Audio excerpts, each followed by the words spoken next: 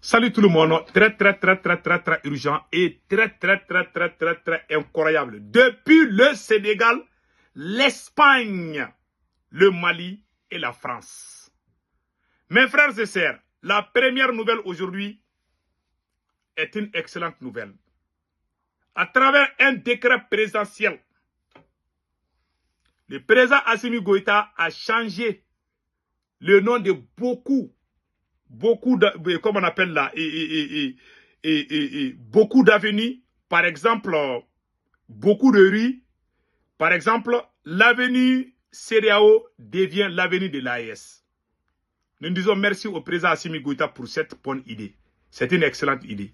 La deuxième nouvelle aujourd'hui, ça c'est l'avocat du président Bassirou Diomaye Faye et l'avocat de Ousmane Sonko qui est en colère contre le président sénégalais. Voilà ce qu'il a dit ici. C'est écrit ici noir sur blanc. Hein. Voilà. J'avais même partagé, mais je vais vous montrer ça tout de suite. Voilà. C'est écrit ici. Hein. L'ancien avocat de Ousmane Sonko et de Bassirou Diomaye Faye dénonce leur comportement. Cet avocat s'appelle Branco. Voilà.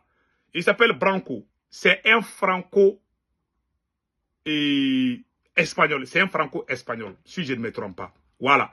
Donc, voilà sa photo ici. C'est lui, l'avocat de Ousmane Sonko.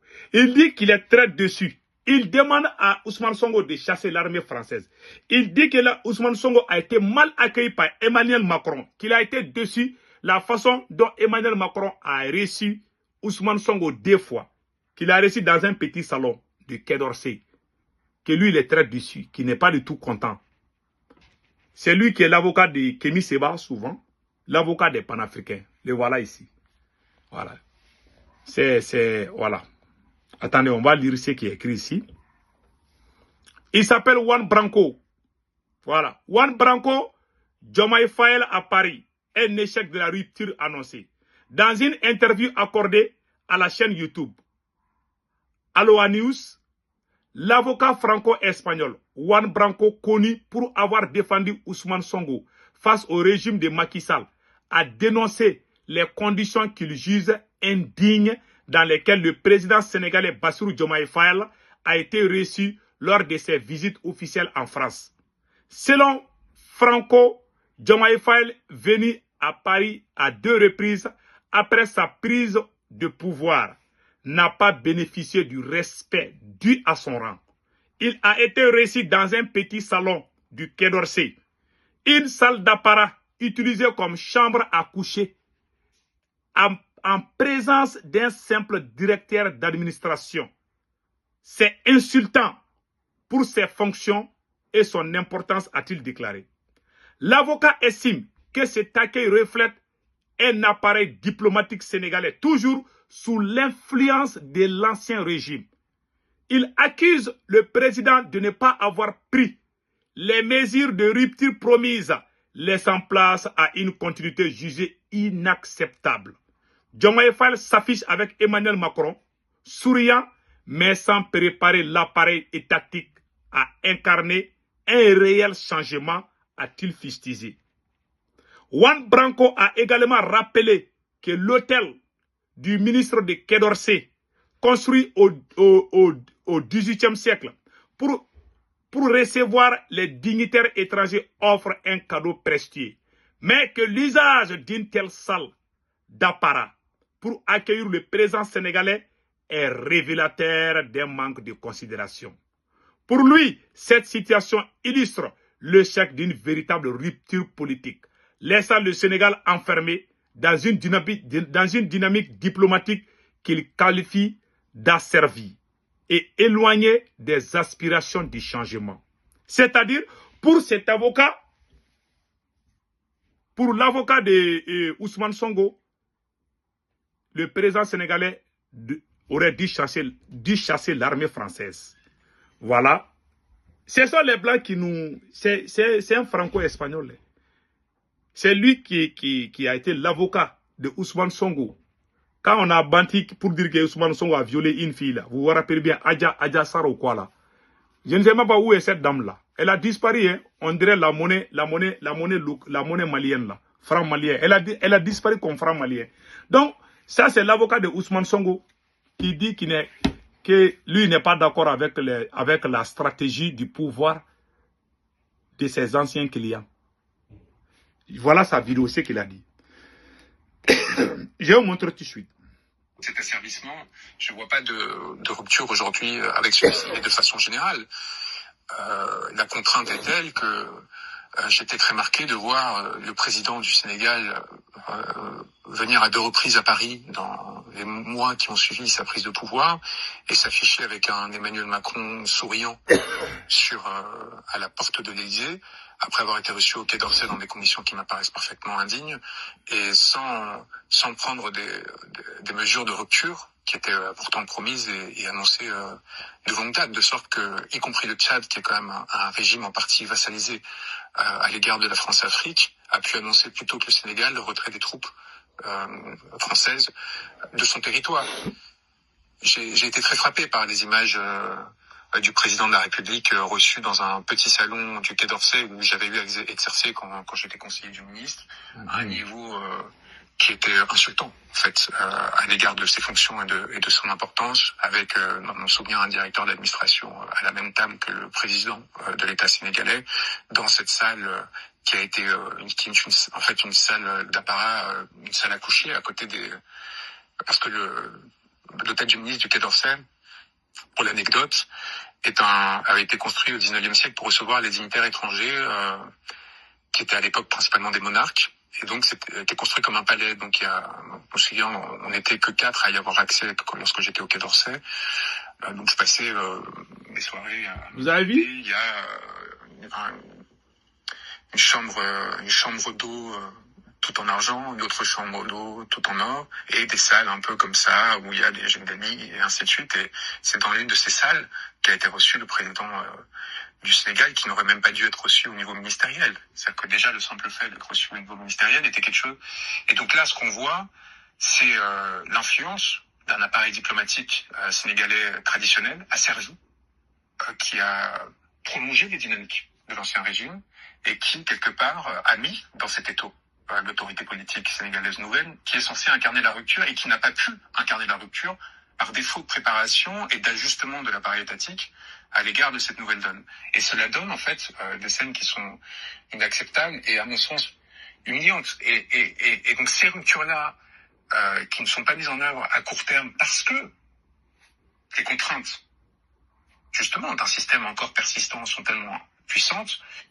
Vous avez tous entendu? Ça, c'est l'avocat de Ousmane Sonko et de Bassirou Diomaye Faye et de Kémi Séba aussi. C'est-à-dire l'avocat des panafricains.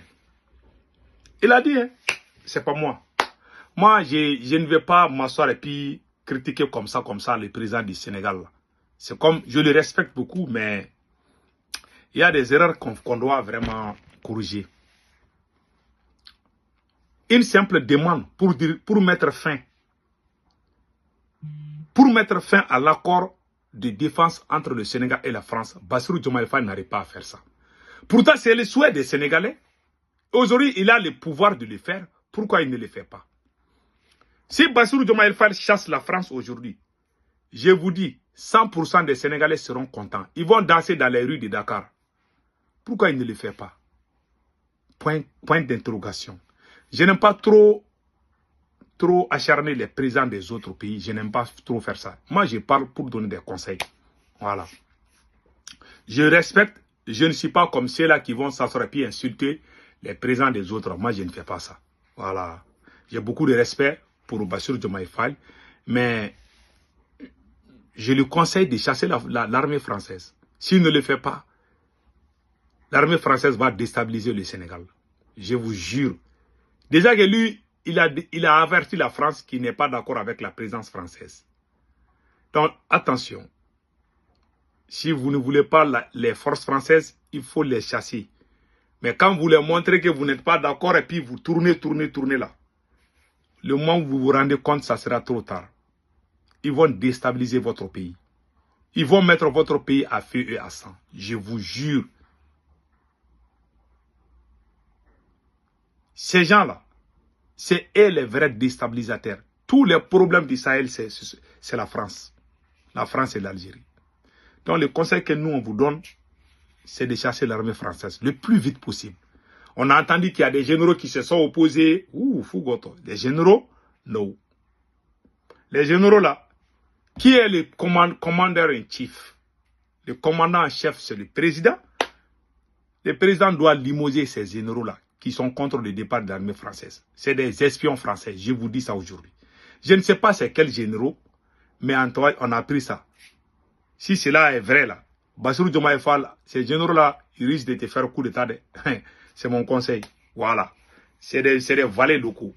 Il y a des hauts gradés façon là. Ils sont tous en connivence avec les ennemis. Surtout la France. J'ai vu des généraux qui, après quand ils terminent tout, ils sont en retraite, ils vont aller acheter des maisons en France. Depuis quand les généraux deviennent milliardaires. On a vu ça partout. Donc allons-y avec la deuxième phase. Nous remercions le président Assimi Goïta. Et vraiment, ça c'était juste le passage de l'avocat de Ousmane Sonko et de Bassirou Diomaye Faye. Maintenant, retournons au Mali. Le président Assimi Goïta a fait quelque chose d'extraordinaire.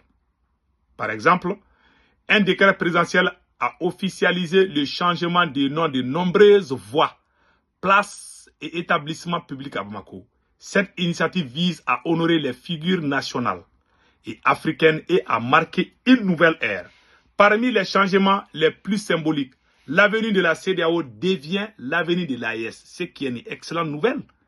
D'autres modifications importantes, l'ancienne avenue Jos van Volvoger est désormais l'avenue Général Moussa Traoré. Plusieurs rues dénommées, par exemple, des figures coloniales sont rétablies. Par exemple, la rue Feiderberg devient la rue de Mamadou Lamine Dramé. L'université des lettres et des sciences humaines de Bamako devient Université Yambo Ologem de Bamako. L'université des sciences juridiques et politiques de Bamako est nommée Université de Kouroukanfouga de Bamako. L'Institut national des arts est renommé Institut de professeur Gaussou Diawara. Donc il y a beaucoup de choses comme ça. Ça, c'est des bonnes idées. Nous disons merci au président Assimi Goïta. Il y a des Maliens qui commencent. J'ai vu des politiciens maliens qui se lèvent chaque jour pour dire ah, on n'a qu'à aller arracher des hauts. Une chose est claire. Il y a des Maliens, bon, peut-être ça ne vaut même pas 0,0%. Hein. Il y a 2 ou 3 Maliens qui crient, qui disent qu'ils ne sont pas d'accord qu'on quitte à la CEDEAO. C'est très simple. Celui qui n'est pas d'accord que le Mali quitte à la CEDEAO, qui quitte le Mali, tu vas aller en Côte d'Ivoire, tu vas prendre la nationalité ivoirienne. Alassane Ouattara ne va pas te refuser ça. Quand tu dis que tu quittes au Mali pour aller prendre la nationalité ivoirienne, Alassane Ouattara va te donner. Comme ça, tu vas rester là-bas. Nous, les Maliens, là, depuis que CEDEAO n'est pas venu, nous, on vivait. On ne veut plus être dans la CEDEAO. La CEDEAO, c'est pour la France. On ne veut plus les courants, là, l'électricité. On ne veut plus que ça vienne de la Côte d'Ivoire. Pas à cause des Ivoiriens. Parce que l'électricité de la Côte d'Ivoire, c'est pour la France. C'est ce que beaucoup de gens ne comprennent pas au Mali. On voit des gens, il y a des gens même qui m'appellent, ils disent, Sékou Tounkara, vous êtes en train de mettre pression pour qu'on quitte la CEDEAO, pour qu'on ne prenne plus les... Il y a des gens qui sont fâchés contre moi pour ça. Si vous êtes fâchés contre moi, là, allez-y voir l'eau de la rivière, là. On voit, si vous n'êtes pas d'accord pour... Nous, on veut les changements. Nous, on ne veut plus être esclaves de quelqu'un. On ne veut plus courant de la Côte d'Ivoire. On ne veut plus rentrer dans la CEDEAO. Voilà mes 2 totems. Celui qui me parle de ça, celui qui m'appelle pour me dire ça, je vous respecte. Il ne faut plus m'appeler pour me parler de ça. Celui qui va m'appeler pour me parler de ça, je te bloque. Je préfère... Je suis fâché aujourd'hui. Les gens qui... Parce que quand je vois les gens au Mali qui se lèvent pour taper la poitrine, on doit aller à la CEDEAO. Parce que tu n'as pas perdu ton frère pendant ce qui s'est passé au nord, pendant ce qui s'est passé au centre. Ce qui s'est pendant 10 ans de guerre civile là. Parce que toi, tu n'as pas perdu tes parents. C'est pour ça que tu dis on doit rentrer la CEDEAO. La CEDEAO, c'est pour la France. Si on rentre dans la CEDEAO, c'est comme si on est devenu encore esclave de la France. Si on prend le courant en Côte d'Ivoire, si c'était les Ivoiriens eux-mêmes qui donnaient courant là, moi, je n'allais pas parler. Hein. Mais c'est pour la France. C'est pour une compagnie française. Après tout ce qu'on a dit contre la France, on va aller demander la mort veut mieux que la honte. Non, je ne veux pas. Et les gens qui vont nous parler d'aller prendre courant en Côte d'Ivoire, pardon, je vous respecte. Celui qui me parle de ça là, faut pas m'énerver aujourd'hui, je suis très fâché. Quand je vois, et puis il y a des gens, ils sont au sérieux. Non, nous on est fatigués. Vous êtes aux États-Unis. On a des parents là-bas. On envoie l'argent là-bas pour qu'ils achètent les carburants. Vous pensez que nous aussi on ne souffre pas? Mais on a décidé qu'on va être indépendant. Et nous sommes sur ce chemin. Et nous allons rester sur ce chemin. Celui qui est pressé, qui ne veut pas supporter, alors qu'il quitte le Mali pour aller prendre la nationalité ivoirienne. C'est aussi simple que ça. Tu n'es pas d'accord de notre changement au Mali, alors tu quittes au Mali, tu vas aller dans un pays de la CEDEAO. C'est clair, c'est aussi clair que ça. Faut pas qu'on nous chauffe les tympans, hein. En bon entendeur, salut. Mes frères et sœurs, passez excellent week-end. Ciao, ciao.